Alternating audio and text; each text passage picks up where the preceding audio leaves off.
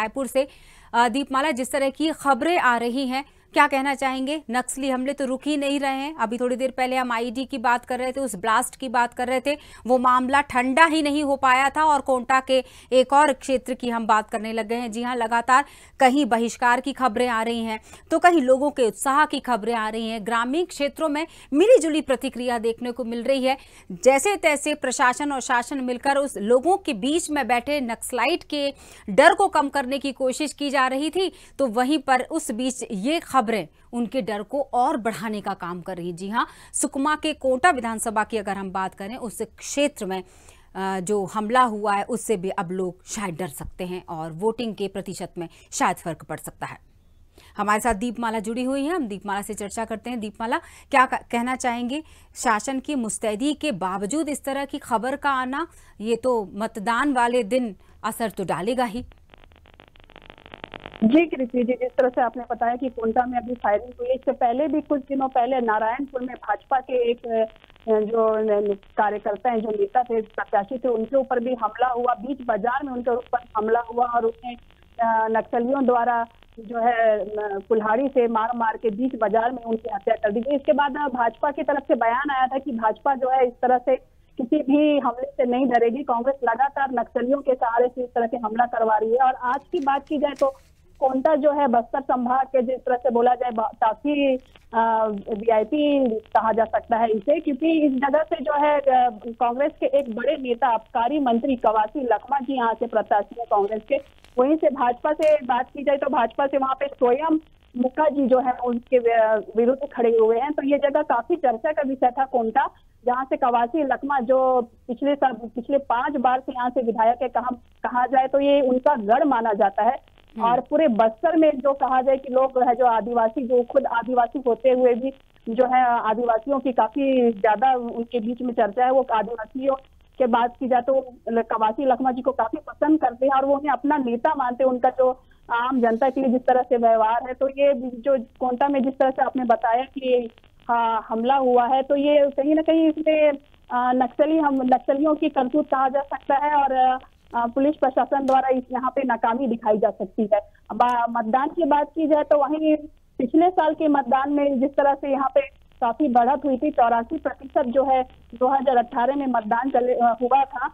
और इसके बाद अभी तो शुरुआत है, देखा जाएगा कि यहाँ पे कितने प्रतिशत है जो है अभी और मतदान होते हैं। जी गिनती जी, बिल्कुल, मतलब ये स्पष्ट हो गया है कि छत्तीसगढ़ की अगर हम बात करें और विशेष रूप से अगर हम इस सुकमा जिले की बात करें, तो नक्सलियों का हमला और लखमा का जुमला, ये दोनों ही चर्चित हो जाते हैं।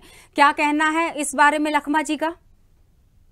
जी, जिस तरह से आपने कहा कि कवासी लखमा के चर्चा की, जहाँ पूरे बस्तर संभाग में जो है कवासी लखमा जी की चर्चा, उनके बयान जिस तरह से वो देते हैं कि कई उनके बयान है जो पूरे छत्तीसगढ़ के साथ साथ पूरे भारत में जो है उनके बयान की चर्चा रहती है। जिस तरह उन्होंने शराबबंदी को लेकर भी बयान दिया था कि लोग जो है शराबबंदी, विशेष रूप से अगर नक्सलाइट को लेकर मैं इस सवाल का जवाब आपसे लूं दीपमाला, तो क्या कहेंगी इस ये जो नक्सलवाद खत्म करने को लेकर उनकी कोई पहल? जी, भाजपा का कहना है कि जिस तरह से नक्सली हमले लगातार भाजपा के कार्यकर्ताओं पर हो रहे हैं, उसको लेकर भाजपा लगातार जो है कवासी लखमा जी के ऊपर आरोप लगा रही है कि उनकी जो है नक्सलियों के साथ साठगांठ है और वो उनके ही नीचे जो है नक्सली भरपूर जो है अपना कार्य कर रहे हैं और आगे भी जो है कवासी लखमा जो है वो नक्सलियों का ही साथ देते हैं। तो यहाँ पे उनके ऊपर कई बार आरोप लग चुके हैं कि वो नक्सलियों का साथ, और कई बार नक्सली हमले होने के पश्चात भी उनके तरफ से नक्सली हमले को लेकर कोई बयान नहीं आता। वो इस तरफ नक्सली हमले को लेकर बयानबाजी करने से बचते हैं। वो साफ साफ कह देते हैं कि इस मामले में मैं किसी भी तरह का बयान नहीं दूंगा। जी, लेकिन बड़ी अजीब बात है, अगर ये कहा जा रहा है कि नक्सलियों का साथ देते हैं, तो जनता का, अगर जनता का साथ है और नक्सलियों का हाथ है इसमें, तो ये तो वाकई एक ऐसे नेता हैं जो शायद दोनों तरह की प्रतिक्रियाओं से गुजरते हैं लेकिन कुछ हो नहीं पाता। ये भी कहा जाए एक दमदार नेता के बारे में, इस तरह की छवि जब बनती है और फिर भी जनता उनका साथ देती है, तो इस मामले में जनता का क्या कहना है? जनता की प्रतिक्रिया क्या होती है अपने पसंदीदा नेता को लेकर? जी, जनता की बात की जाए तो वो खुद जो है कवासी लखमा जी आदिवासी इलाके से, कोंटा से ही जो है उनका प्रत्याशी है और कोंटा जो है उनका एरिया रहा है। तो वहाँ की बात की जाए तो वहाँ की जो जनता है वो उन्हें दादी कहकर उन्हें संबोधित करती है। और वो काफी वहाँ की जनता जो है आम रूप से काफी खुश है कि हमारे एक आदिवासी नेता जो है वो के मंत्री भी बने हैं। और आम जनता की बात की जाए तो आदिवासियों की बात की जाए तो जो है कवासी लखमा जी से काफी खुश है। वो जिस तरह से उनका देखा गया है कि वो आदिवासियों के साथ मिलकर उन्हीं के रंग पे रंग जाते हैं और आदिवासियों को जो है अपनी तरह ही समझ के हर जगह वो जो है उनके साथ हर कार्यक्रम में भाग लेते हैं। तो वहाँ की जो कहा जाए आदिवासी जो इलाका है, जिस तरह जहाँ से वो अपना जिस तरह से चुनाव लड़ रहे हैं, तो वहाँ की जनता कवासी लखमा जी से काफी खुश है। और क्योंकि वो उन्हीं के ही बीच के एक नेता जो है आगे आए हैं, तो वहाँ की जनता की बात की जाए तो कवासी लखमा जी के बारे में वहाँ की जनता जो है काफी खुश है। इसीलिए हो सकता है कि वो 5 बार से कांग्रेस के उस क्षेत्र से विधायक रहे और इस बार भी बता दें कि इस बार भी लग रहा है कि इस बार भी वो ही जीत के आएंगे। जी बिल्कुल। तो उनके जो अपोजिट, उनके विपरीत, उनके विपक्ष में जो खड़े हुए हैं, उनकी दमदारी क्या कहती? उनको लेकर भी तो जनता ने कोई राय बनाई ही होगी।